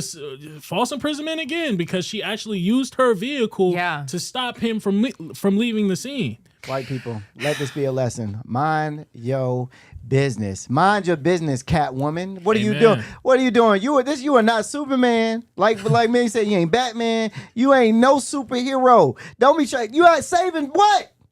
I'm saving what? I actually, you know what? Because I'm looking at this girl and I'm like, I can't believe you. Like, I'm actually, I give her some kudos. I don't give her no kudos. The fact that you really went for it, because people don't just do citizen's arrest. That's what low key it is. Oh, that's all it is a citizen's arrest. She failed the police academy, and she got here. She was like, "Oh, here's my chance. Yeah, let me stop him." I would never have expected if you didn't show me who the suspect was. I never would have thought it would have been her. Who would you would have thought it would have been? Not another white woman. That's what I'm saying. Not a white woman. This screams a young white woman. This screams white woman. This screams not minding your business. Yeah. This screams let me get involved. This white screams Karen. Woman screams, I'm calling the police. Myself, black, I'm calling the police. So that's not a dig. I'm just saying. It does not scream, I'm following you, blocking you in, shooting you. Oh, what? No. They'll take it there. I would not have seen that coming. They'll take it there. You could have put a gun to my head. I wouldn't have said the right answer. But that is one thing that her legal team argued. They felt like she didn't get, her due in court because her attorney didn't argue citizen's arrest. Yeah, so her defense was basically kind of lacking. Her defense didn't basically they said that the citations. Oh, I'm sorry. But they was basically saying that they didn't put up enough. The lawyer at the time could have argued more legality, justify what she did and all types of different things, but they slacked on that. They didn't make that happen. But that's not the big issue. So the big issue that is recently that just happened in 2026, the Georgia Supreme Court heard her appeal because she made an appeal because she said, my defense failed me. So during that hearing of the appeal, judges discovered something more serious. The prosecutor's legal paperwork at the time of the hearing of the appeal had fake or incorrect citations that they was using. Wait, what? The prosecution. Wait, what? The prosecution had fake citations that they was using to bring to court to get this lady in prosecuted. Yeah, what? They're wild. The case citations are used to, prove that the law backs the prosecution's arguments. It is also used to guide the judge's decisions because they use things like precedents. But the prosecutor came with fake court cases. What did they think was gonna happen when they did that, bro? The judge didn't. Well, the judge clearly didn't know either. Yeah. He said had none of us know. We just throwing stuff on the paper and hope you go for it. What in the world they thought was gonna happen when they did that? I mean, it was laid out for you. All you had to do was take the evidence. That's it. Laid out. That's it. So then what happened? Did they? So right now they're still trying to figure out. They just basically said, all right, we're gonna reconvene. Now that is crazy. She is about to be going back to trial actually, and they have not made a decision yet whether she is free or whether she should not be free. She's being treated like a black man basically. Oh man, well, yeah, I mean. The person she shot, y'all better not, was killed, correct? Killed. Did I kill this man or not? It's like, I don't need a citation. I don't need all that other stuff. Does not, bro. Leave Captain Underpants in the prison, okay? Do not let this lady out. God, dog, bro. Because I swear, if you let her out, she probably will do this again. I guarantee. She probably gonna do this again. She probably gonna do it again. You remember that white lady that saw the black kids playing outside and it happens all the time. The black lady that sees the black kids, they playing in the pool. She called the police on them, and then she goes and starts kicking them out and tries to kick them out. They end up jumping that lady, threw her in the pool and everything. Okay, so I obviously don't want that to happen to you, but you never know. You might try to do this again, and it might be your turn. That's all I'm saying. You dig what I'm talking about? You don't know. Mind your business. But her defense also argued that she acted in self-defense because the man who died allegedly grabbed her. Well, yeah, you pulled your car in front of me and tried to, what are we talking about? This ain't got nothing to do with you. I would try to grab you too. Why are you even over here, bruh? But self-defense, you can't just pull out a gun in certain situations with self-defense. If they don't have a gun, you cannot pull out a gun and shoot somebody and claim self-defense. It's like you have to feel like your life is threatened in order to do that. So, well, if he grabbed her. But if he grabbed her, you got to fight with your hands. Technically, though, also, he's not alive to tell it. She could just be making that up, Yeah. That is also who's true. going to tell me I am wrong? But if you think about it, the aggressor in this situation is the person that went following the person that got in the hit and run and then tried to pull them over when you had no jurisdiction of any to pull me over or tell me to get out my car. Or, hey, hold on. The most you could have did was hey, wait for the police. With the hand and everything. Hey, wait for the police. I never understood citizens arrest for that same reason. Because, what are you going to do? What you going to do? What you mean, stay here? Stop. Girl. Stop. Don't move. But no. What? Nah. Wait. No, I'm not waiting for the police. Got that. I said. Yeah. Oh, guess what color the black? I just blew it. But the guy that she did end up shooting was an old black man. It was an old black man. Oh, yeah, no. Old black man. Yeah, no. Never mind. Keep Never her in mind, there. sis. Go ahead and keep her in there. You can't want an old black man. Yeah. All right. Which one do you want to do? Because I don't know how much time you need. I don't need that much. You can do this one.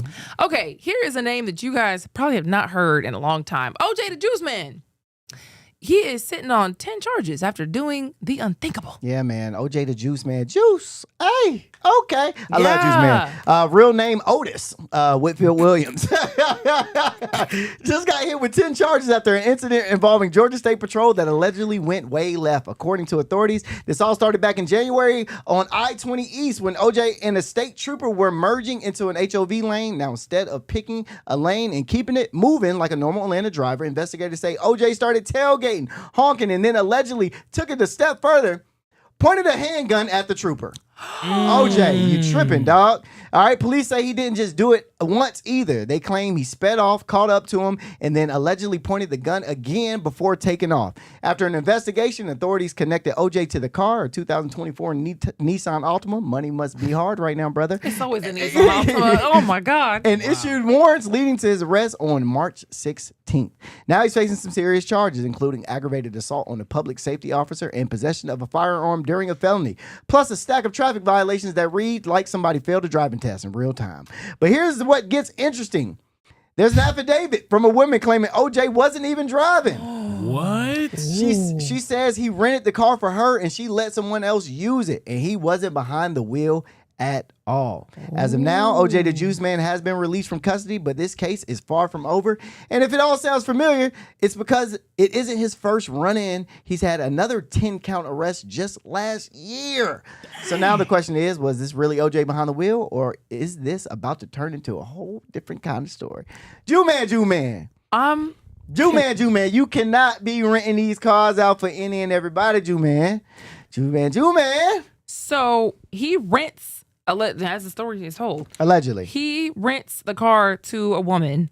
Allegedly. Who says, right. As the story's told. Yeah. He rents her the car, and she's claiming somebody else was driving it. So then somebody else did that whole thing. But then he is still the one who got out the car, and because either he pulled the gun or he didn't, whether he was driving or not. Somebody got pulled out of the car. Okay, so the driver who was pulled out the car was the one who pulled the gun on the trooper. Yes. So the police may have been looking at a man and said he's OJ the Juice Man. So, and you see how stupid this sounds, right? She's saying that just wasn't him, and they have it. Come on now. You see how dumb this sounds? That's all. That's crazy. Wow.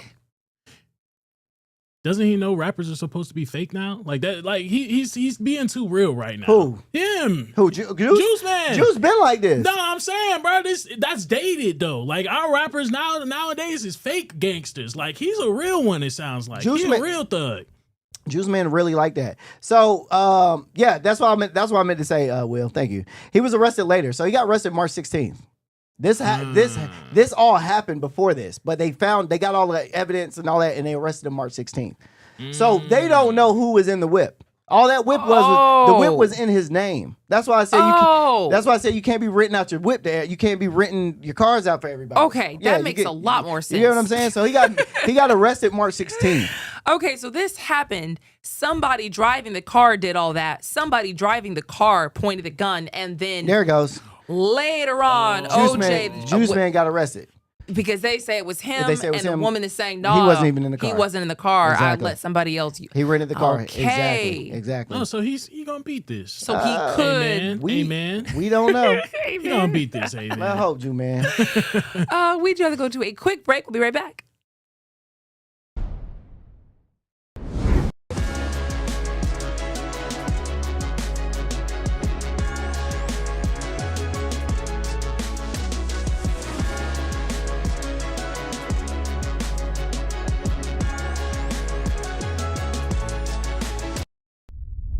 A major move today. Hot 97 is expanding. Hot 97 has launched a full streaming television channel. Hot 97 is no longer just a radio station, it's now a streaming network.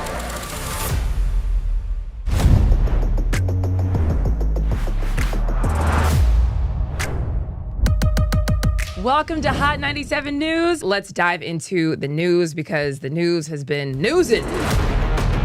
Hot 97 mornings with Merrill. We got Shiny Culture in the building. Leah Bell in the building. Good morning. And DJ Cass One. You know what it is. You know how I get down with the Funk Flex energy, baby. Let's get it, Flex. Nobody don't want no smoke. Wow, it got spicy real fast. Here for it all. We're here for it all. Let's go. Mariah Carey takeover. The people made it happen. Yeah. I'm coming around to all the classrooms and we turning up. Good morning, students. My name is Wale. Aren't you supposed to be in class? Oh, man, you supposed to be in class, man.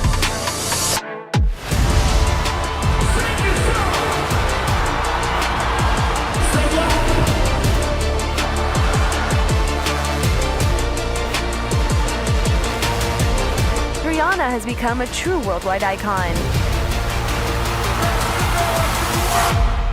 Congratulations on the job. We listen to Hot 97 every day. We can't wait to hear you guys even more. Hey, let's go!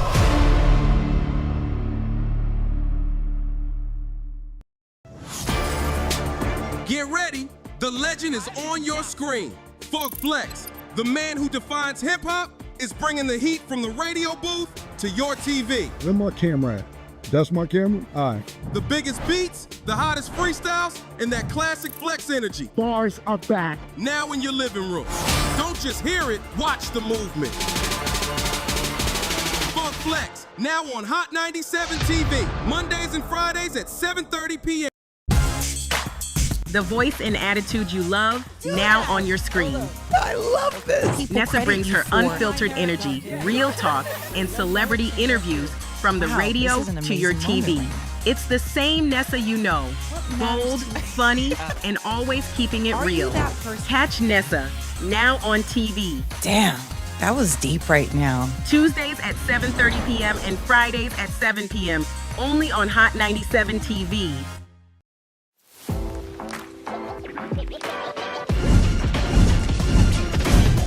Welcome to Hot 97 News Atlanta. We're here with Rondell with 2 N's. What it do? Give it up to you. And Million. Hey, the fact that this is a reality. Brand new live news show. I'm your host, Lana Harris. There is so much going on in this country and in this world. Civil unrest. Nobody's going to trust that. Any of This sounds, like I said, it sounds good. Yeah. It does sound beneficial.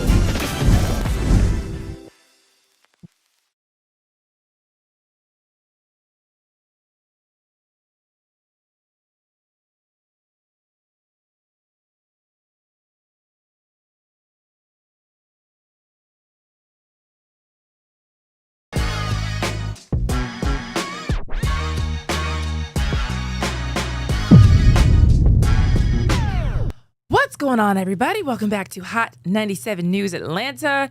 There's a Sunday service. A Sunday service at church in Atlanta got real hot. And we literally mean hot because some thieves broke in and stole some copper wire from the AC unit. Yes, a church in Southwest Atlanta, Cathedral of Faith, Church of God in Christ, showed up early to worship but walked in the sanctuary with no air conditioning after vandals stripped the copper right out the AC units just hours before. What are y'all doing stealing from the church? God don't like ugly and he sure don't like you. Because what are you talking about? So we're talking about a break-in and around 6 a.m. Saturday where surveillance video shows 2 hooded suspects cutting through a fence, breaking locks, and going straight for the HVAC system. They took copper, freon, and even damaged the power control box, leaving the church with a repair bill that cost $300,000. Dang. I ain't got no tithe money for that. I'm telling you now, I don't have enough tithe money to be doing that. That's crazy. Yes, and by Sunday morning, there was no air. Business manager Horace Marcel called it a lack of respect for God's house, and members like Annette Ansel Davis, ooh, there's some black names, some old black names, Horace and Ansel, says it's heartbreaking, especially knowing they might be dealing with this for 2 months or more. But the show still went on. Bishop Mosley started service suited up and quickly realized this was not the day for layers. Jacket came off. Congratulations, still locked in. Congregation still locked in, but everybody felt that heat, as I would. Now, here's the part that might help crack the case. The suspects actually left behind the wire cutters they used to break in. Church leaders are hoping that leads to fingerprints and arrests. In the meantime, Atlanta police are investigating. The church now has to pay for added security, and they're asking for the community for help, both in identifying the suspects and helping cover the cost of repairs.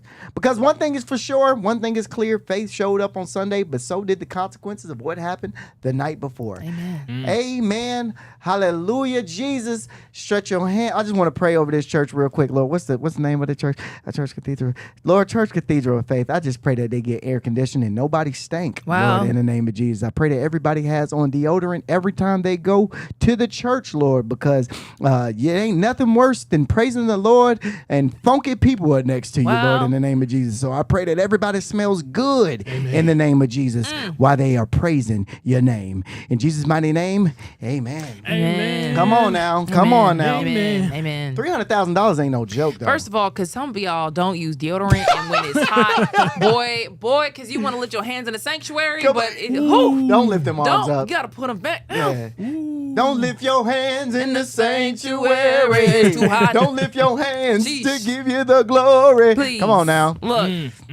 I saw that that church also, they was doing like like not too long ago, I want to say they was doing like a prom giveaway or something like that. Really? Like for dresses and stuff like that, they was giving the prom dresses away to the community. That's crazy. So this is because y'all know how I am about churches. I'm already kind of iffy on churches, but if this is a church that actually is giving back to the community, what? Because I'm a firm believer that churches is stealing from the people. I don't care what nobody's talking about. I think the church is stealing from the people, but this church was giving back, from what it seems, at least. Oh, okay. You mean make got a my little head too spicy. Yeah. That one was there. Oh, okay, all right. You know what though? But like, yeah, $300,000 is a lot of money. It is. It's too much. Churches actually. don't just have $300K sitting around. But you know who does? The congregation. That's what they'll say. Lock them doors. Lock them doors. Lock them doors. Because, bruh, I'm telling you right now, everybody paying up. Everybody. Have you ever been in a church where they really will not lock the doors? I've been in a church where they had the ushers go stand in front of the doors. Oh no. And I'm like, bro, I gotta go pee, man. Let me out of here. This is not. What am I in jail? It was like too much. I never went back. I used to go to World Changers. Shout out to World Changers. I do. World I do Changers. love Creflo Dollar and the whole Dollar family. But bro, we used to go to church, and first of all, just like you said, when you walk in and them doors close, bro, it's hard to get out them They doors. will stand right Hey, there. bro, it's hard to get out them doors to go use the bathroom, bro. And it's like, can I leave? And it's like, no, you can't leave. What is this? Bro, what? Dog, it is so hard to get out the mega church doors, You bro. feeling guilty? You be feeling bad. It's like And then don't let you sit down closer to the front. You got to walk all the way up the aisle past everybody looking at you like, where are they going? especially because when you got to pee around tithe time. Boy, don't let you get up and the collection plate come to you, boy. Hey, true story, bro. I sat beside this lady one time, and I'm in my 20s, and I went to church with my mom, and everybody passed, and I knew I didn't have no bread throwing the collection plate, and this lady was sitting beside me, and I, just like, hey, I put my hand over, pray, and then pass it on, and the lady took the collection plate and passed it back to me and said, excuse me, did you? I said, oh no, I don't have any money. I don't have any money. She said, you don't have anything? No, I don't got nothing. I'm not answering to you. Hey, dog. And so she took the collection plate from me and just looked at me like, okay. Hey, dog, I never went. That was my last day going to church. Like, actually going to church with people. That's one of those things exactly that will keep people away from What? the church. What? Because you're not about to pressure me. I'm here to get the word. I'm here for the Lord. Word. not I'm here for the you. word. Wow. You better be like, I ain't crazy. steal that money out that collection plate. How broke I was. I should have stole a few dollars. Boy, that's crazy. Yeah, copper out the AC unit at church is a It's, new one. it's man. wild, That's bruh. a new one. But copper is very expensive. So, I mean, I totally understand. You see, it's $300,000 to fix it. Right. So, I mean, copper ain't cheap. Crazy. So, I mean, hey. What about this one? I remember this. Yes, I remember this story. There's a children's book that sparked a whole court battle that is still not over. If you've been following this story, you know what I'm talking about. This is in Cobb County. Yes, it is. Yeah. Now, the book is called My Shadow is Purple. Yes. Now, before I get into the story, that's not funny, man. What are you laughing at? Before we get into the story, What does that mean? I'm My about- shadow is purple. I'm about to break down the book. So, Wait. what? I'm seeing it. Okay. Okay. Go ahead. Give No, me. go ahead. Go Okay. ahead. Go ahead. Anyway. Don't mind me. Don't mind me. Oh, because he's so black? No. Please just you so. I don't see it. I gotta maybe off. Okay. Anyway, so the book follows a child whose shadow isn't blue like their dad's or pink like their mom's. It's purple as the child navigates expectations about gender and identity. They learn it's okay to be different and to exist outside traditional label. The message is all about self-acceptance, inclusion, and embracing who you truly are. Okay, I know what you're laughing at now. Did you not know this story? I did, but I didn't know. I didn't find it funny until now. Okay. It's not funny. But I get it. So we're talking about Cobb County teacher Katie Rendry, who was fired back in 2023 after reading this book called My Shadow is Purple to her elementary school class, a book that explores gender and identity in a way meant for kids to understand. What seemed like a simple classroom reading turned into a national controversy almost overnight. Parents, school board members, and communities were split. Some say she crossed the line. Others say this was about representation and education. The Cobb County School Board ended up voting 4-3 to fire her. And that narrow vote tells you just how divided this situation really was. Rendley didn't back down. She took the fight to court, trying to get her job back. But now the Georgia Court of Appeals has stepped in and said the district was within its right to fire her, officially dismissing her case. Now she's got one more move. Man. She can take it to the Georgia Supreme Court, but she's on the clock. She's got 20 days from that March 12th ruling, meaning by April 1st, she has to decide if she's continuing to fight. And let's zoom out for a second. This isn't about one teacher and one book, because that's how I feel. Cobb County has been ground zero for bigger debates and around what's allowed in classrooms, which books belong in libraries, and how much say parents and school boards should have in education. I think that I don't have any problem with them reading these. Bro, we got Harry Potter books in schools, bro. We have way more other books in school than this, dog. I knew you wouldn't have a problem with it. You was just talking about how your shadow was going to be purple if you was going. If you was facing prison time. I wanted the BBL. If you was facing prison time, your shadow would have been purple. That's funny. Hold on. Okay, so there's a bit more to this too. Just because when I was back on the news, we cover this story a lot. Oh, really? Yes. That's why I remembered it. So this woman, that's actually the book that her class chose. Mm-hmm. Like they asked her to read that book, so it wasn't like she just went to the shelf and got it. It was a book that she was asked to read. So she felt like, oh, there's nothing wrong with the book. And so, of course, parents got upset about it because they're like, right, why are you reading a book with this, kind of content to the class? You shouldn't be doing that. I can't remember what her argument was for it, but it did spiral into a bigger debate about book bans. Like they had this whole list of books that were banned from schools. And the conversation was like, should schools really be banning books? Are they going overboard? Are they trying to limit information? Or, should parents be responsible for just allowing their kids to read that or not? If you want to read that book, doesn't necessarily need to be in school. Parents can let their kids read it at home. But even with B, parents can let their kids read it at home. Not all parents have the money to buy these books, so they could want it in school so their kid would have access to it for free. So that was the conversation. Which is true. They're both good points. True. I don't see a problem with certain books in there, bro. Everybody, bro, reading is fundamental. Read everything. I think everything should be taught. They get into the real world, bro, and they see somebody that's transgender or not. I don't want them to be. Oh my God, I'm freaked out about this. Bro, this is a normal human being, regular like everybody else, dog. When they get into the real world, like they're 18 years old or like 13, 15? No, when they get into the real world, when they're like 6 or 7. Because you start in the real world when you're 5, man. Like, bro, we live in a society where people are teaching their kids about everything. So you're in the real world when you're in elementary school. That's the real world. You're not around your parents. You're only around classmates and teachers. It's the real world.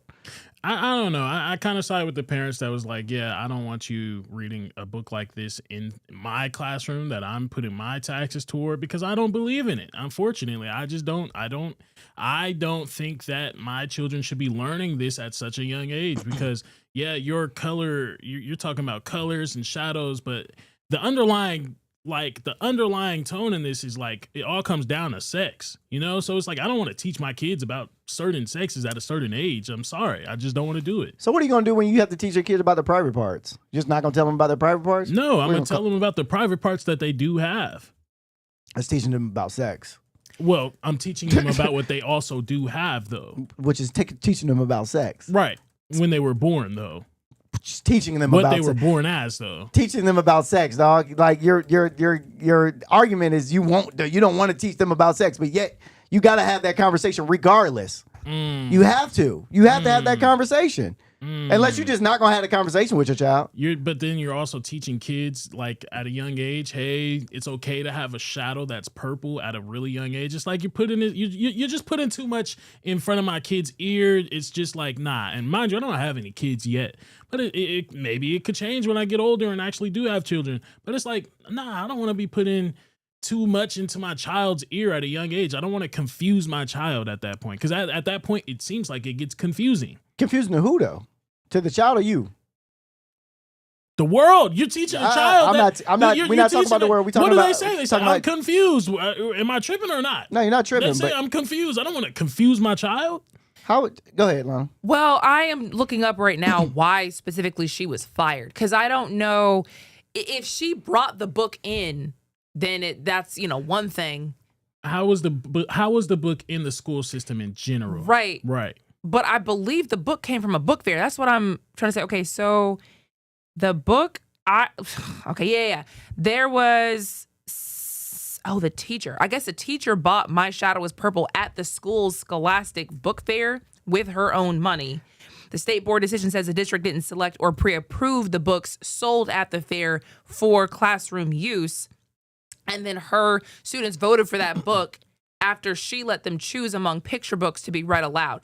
So that's where it did seem strange to me. Why was the book at the book fair for me to buy to take back to the kids if it was going to be a problem? But at the same time, I guess if there's a approved list of books that you are and are not allowed to read and that's not on it, I guess that was the problem. But I don't know. Gotcha. Follow the rules. Literally, gotcha, but like, why is the book even here? That's real. Next time, just follow the rules. I mean, it's semantics, man. Like, I mean, it's a book, bro. Like, you're not sitting there preaching like it's the Bible to the kid. You're not telling the kid, hey, this is what you need to do. It's a book. It is a children's book. A children's book, man, at that. Like, I think, if I were her, because I do understand the argument, like, if she was fired because they said you should have known that this was not a book that you should have been reading in front of the class. I guess my argument for her would be, why did y'all let this in the book fair to begin with? Because I'm assuming if it's here, shoot, let me just buy it and the kids want to hear it. Shoot, let me just read it. Like, that's such a crazy set of circumstances. I mean, you gotta look at it like this, bro. We read Dr. Seuss books. Dr. Seuss wasn't a good person. You know what I mean? Like these books that people are reading aren't great books. He had good messages though. Harry Potter wasn't that book. Decent messages. That book wasn't great for children to read. You know what I'm saying? The very dark, witchy book. Do you want to teach your kids about witches? Want to teach your kids about magic? Mind you, I'm pretty sure I've never been taught Harry Potter in the classroom. I've never read Harry Potter with the classroom before. Have y'all? Yes. No way. Yes. All right. Harry Potter's my generation, dog. What do you mean? All right, I hear it. What do you mean? Harry Potter in the classroom. Bruh, yes. That's typically a book that you can go to a library at the school and take home with you. Nobody's teaching you that in the classroom. She's not teaching the book. She's reading it. She's reading the book in the classroom. That's not teaching, dog. Teaching. Dale, I was a teacher. Trust me, you're teaching a child something when you are sitting everyone down and you are holding a book in their face and saying, pay attention to this. You are then teaching that child something. You want that child to learn something from the book. 100%. You want them to retain knowledge from that book. 100%. So if you put it like that, yes, we have read Harry Potter books in there. 1942. We read so many books in class. You were older though. These were elementary school kids. Bro, we read Harry Potter in elementary school. No, I don't know if y'all reading what y'all reading level was, but we was expert readers. Yeah, oh my gosh. I don't know what y'all reading level was. We was good readers. Expert readers reading Harry Potter in elementary school. Yes. Right. Well, speaking of, points were made, points received. There are some parents in DeKalb County who are protesting some planned school closures.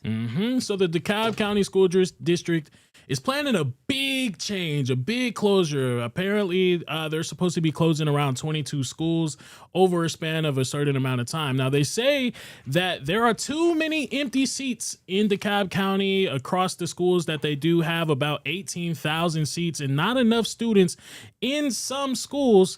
So because of that, they want to combine schools. They want to close some other schools and move students around here and there. Now, some schools that could be affected include Oak Grove Elementary, Henderson Mill Elementary, and Brockett Elementary. Now, a lot of parents recently had came out protesting this whole entire thing. Like, they do not want their school to close. But also, it sounds like they don't want a lot of other people coming to their schools, because some of the schools in DeKalb County may be already, up there in certain academic standings. So now you're mixing all these different places. That's just what I hear, at least. But at Oak Grove Elementary, some of the parents had actually made a video not protesting, but like putting a message out there for the people to understand why exactly they're out there protesting. So here's what they were saying. The elementary has been here for a long time, almost 70 years. And now there's some fishy stuff happening. And some people want to close our school. And Oak Grove kids score among the highest in the state. But our former superintendent doesn't exactly have a great track record. So just before all these crazy charges came out, while he was still our superintendent, he started a project called the Student Assignment Project. Back to school board members. Tell them this is supposed to be about what's best for the kids. Are these real kids? These are real children that they use this video. That's wild. This is real children that they use for this video. And they calling out the superintendent of DeKalb County. And man, we talked about it not too long ago, but this man, Devon Q. Horton, here's a picture of him right here. He has been charged with like 17 counts of criminal fraud tied to his previous roles as a superintendent in Illinois. I mean, they were saying that he was spending a lot of the school's money, all types of different things to buy like a lot. Basically. But so they also went on in that video to basically say that, Horton was the one that spearheaded this project. He's the one that did this. So how can we trust that you are doing this in the best interest of the families, of the parents, being that you've already had some fishy business going on? We don't think you know what you're doing in general. Right. So how we know this is really the best move? I see what the okay. So parents are in a kind of like a tizzy right now, especially they started calling out like the consultant firm or something like that. Yeah. HPM. I forgot what that stands for, but they're basically the people that's like in charge of like actually moving the kids around, not moving the kids around, but actually like doing construction, I believe, on the buildings. Yeah, so they're saying that, those people might have incentive to, because they're supposed to be actually taking a culmination. They're the ones that's like getting all the heads of like the head counts of the children that's in the school, right? So they're gonna be, that's what they're basing this whole closure on. They're like, okay, so these kids is here and this is how many empty seats is here, so we're gonna move them over here and there. But they're saying that they have incentive to do that because they're getting paid just because of the construction that they could be doing on these empty buildings and stuff like that. I have a financial incentive to move kids here or there based on what I say I can do. Gotcha. Yeah. That is funny that they use these kids. Kids don't even know what's going on. They don't know from a can of paint. All they reading a script, talk about some. Yeah, he didn't do. Come on. But did you know, girl? Do you know? Yeah, that's messed up. That's funny. I hate to say it. You know what? I hate to say it. I only seen mixed children and white children in that video. What does that mean? What I mean by that is they're not. It just screams. It just screams. I don't want other kids in my building, man. You saw them say they was like, oh yeah, we already have high amounts of attendance. We already have really good school reading levels and all this other stuff across the board. I like how you viewed. I'm just saying. I like how you took that and you was like, "Where are the black kids? Where are the black kids? Where are the black kids? Where are the black kids? What do you mean you don't want anybody else coming up in here? That's all I'm saying. I get it. That's funny. But in the same sense, it's like, there may be something underlying there. That's hilarious. But you know what? Shout out to those kids for even being. That's funny. That's hilarious. My man took all of that and said, "Where are the black children?" I swear to God, I watched the 3-minute video like twice. I'm like, God, Lee, it's looking a little light in here. No black kids there. That is upsetting. Oh man. Okay, we have so many stories that we could talk about, and we can save the mortgage time. for later. We can save the mortgage for later. Why don't we talk about, because this is interesting, the whole time change situation, because I saw this online actually the other day. Yeah. So you know how every year we ask, like, why do we have to set our clocks back? Well, Georgia is considering a time change, and we're not talking about daylight saving. Exactly. So, yeah, I'm talking about Georgia potentially moving to Atlantic Standard Time. the same time zone as Nova Scotia, Puerto Rico, and the Virgin Islands, meaning we be 1 hour ahead of where we are right now all year long. No more losing sleep in March, no more gaining fake happiness in November, just one time, all the time. Now, this is a question I have. I'm going to continue, but the only way, how does the sun feel about all this? Does the sun know that we be doing all these changes down here, all this stuff? Because I always thought daylight savings time was stupid because the sun don't never move. The sun been rotating around the earth the same way for millions of years. Ain't never once been like, oh, it's daylight savings time. Let me start popping up a little later or popping up a little sooner. What, Million? We've been rotating around the sun. Same thing. I see what you see what I'm saying. You see what I meant to say. Yeah, for sure. We ain't stopped rotating around the sun no type of different way, okay? We rotate the same way every year all the time. So this isn't brand new. The Georgia General Assembly actually passed a version of this 5 years ago, and Governor Brian Kemp signed it. But the catch, it needed Georgia Congress to approve it. And Congress has been moving slower than Atlanta traffic on Friday at 5, okay? So now lawmakers are back with Georgia Sunrise Protection Act, basically saying, all right, let's do this the right way and speed it up, okay? The bill would ask the U.S. Secretary of Transportation to officially move Georgia into Atlantic Standard Time and let us opt out of daylight saving time completely. Just no more daylight savings time, bruh. State Senator Bo Hatchett is leading the charge and saying people are tired of switching clocks. And honestly, this is the one bipartisan issue everybody agrees on. Nobody likes waking up confused, late, or mad at the microwave clock. And you are right. I don't. I be thinking it's and I hate when people do this. I mean, it's 7 o'clock, but it's really 6 o'clock. No, it's 7 o'clock. It's 7 o'clock. The clock says 7. It's not really 6 o'clock. No, it's 7. You know what's irritating to me? Just the idea in general that these politicians can just be like, and now it's 7 o'clock. Yeah. And all of us will just agree that it's now 7 o'clock. Y'all just get to do anything y'all want with the time, huh? Don't even make no sense. They just get to just do stuff with time. Daylight saving time has never made sense to me, and it's always pissed me off because it makes no sense why we scoot up time and we back up time and we scoot. Why? Why can't just time be the exact same? I get we're on different sides of the planet. I do understand that. Like it's a sphere. So, there's certain sides of the planet that see the sun a little bit earlier than we do, and there's certain sides of the planet that see the sun a little bit later than we do. I get it.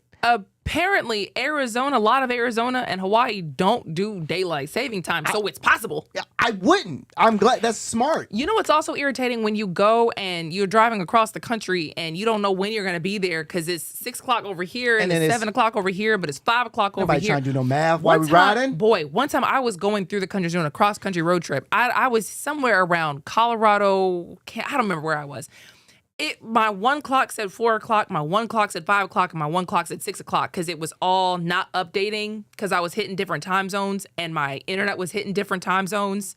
So it was literally like I was hitting 16 different time zones, didn't know what time it was. Had no clue for 30 minutes until I got to an update what time it was. And I'm like, no, why do we do this? This doesn't even make any sense. So stupid, bro. I mean, we're the dumbest people. So if we change to Atlantic Standard Time, why would we not have to change the clocks back? Like, what would that even? So I think Atlantic Standard Time is right now. It's let's see, because I had this written down, but I can't find it.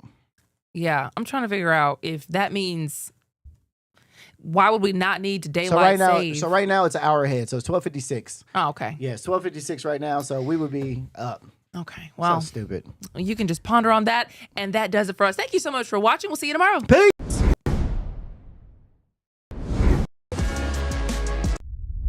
A major move today. Hot 97 is expanding. Hot 97 has launched a full streaming television channel. Hot 97 is no longer just a radio station, it's now a streaming network.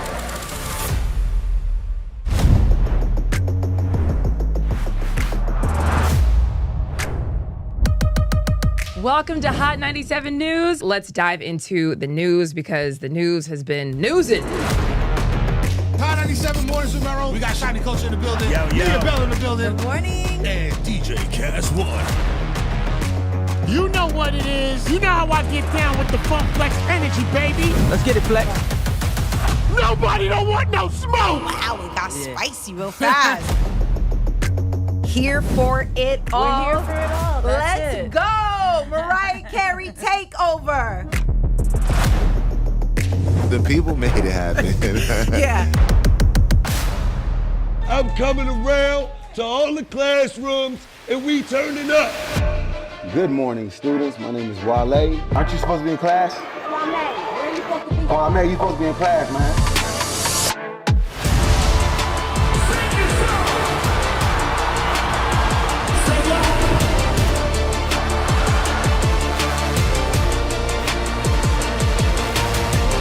Rihanna has become a true worldwide icon. Congratulations on the job.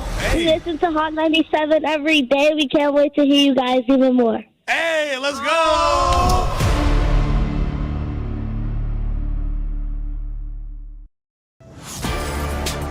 Get ready, the legend is on your screen. Funk Flex, the man who defines hip-hop, is bringing the heat from the radio booth to your TV. Where's my camera at? That's my camera? All right. The biggest beats, the hottest freestyles, and that classic Flex energy. Bars are back. Now in your living room. Don't just hear it, watch the movement. Funk Flex, now on Hot 97 TV, Mondays and Fridays at 7:30 p.m. The voice and attitude you love, now on your screen. I love this. Nessa brings her unfiltered energy, real talk, and celebrity interviews from the radio to your TV. It's the same Nessa you know. Bold, funny, and always keeping it real. Catch Nessa, now on TV. Damn, that was deep right now. Tuesdays at 7:30 p.m. and Fridays at 7 p.m. only on Hot 97 TV.